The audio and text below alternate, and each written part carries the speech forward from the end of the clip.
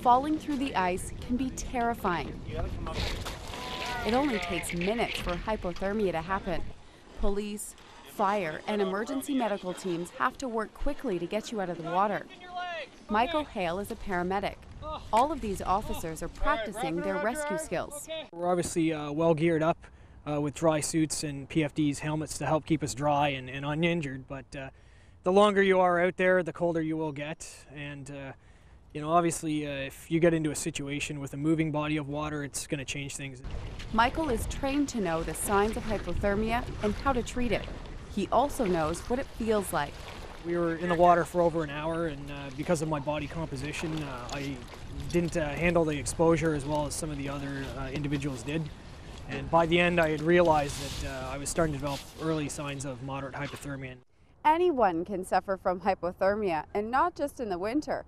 Hypothermia can happen indoors and even in mild weather. People who spend their full day outdoors, so road maintenance workers, police officers, paramedics, those are the kind of people that are actually at risk.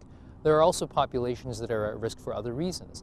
Senior citizens, for example, are at risk because they've got a lower body fat content, and they've also got generally a bit of dehydration, and so as a consequence they're not able to fend off the cold as easily. Same goes for small children or babies. Because of their smaller size, they're just not able to cope with that change in temperature as easily. It's important to know the signs of hypothermia. Hypothermia means a drop in body temperature, and so in the very beginning you'll start to feel cold, you'll start to shiver a little bit, and that's generally the time in which people will think about strategies to warm up.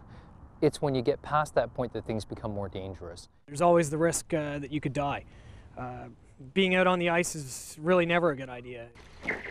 But working in the cold is worth it if it means saving a life. When you do actually save somebody and you can say to yourself, you know, if I hadn't done what I'd done, that person wouldn't be alive now. It's absolutely an excellent feeling, because unfortunately we do experience the opposite of that as well. For the Weather Network, I'm Kelly Noseworthy in Toronto.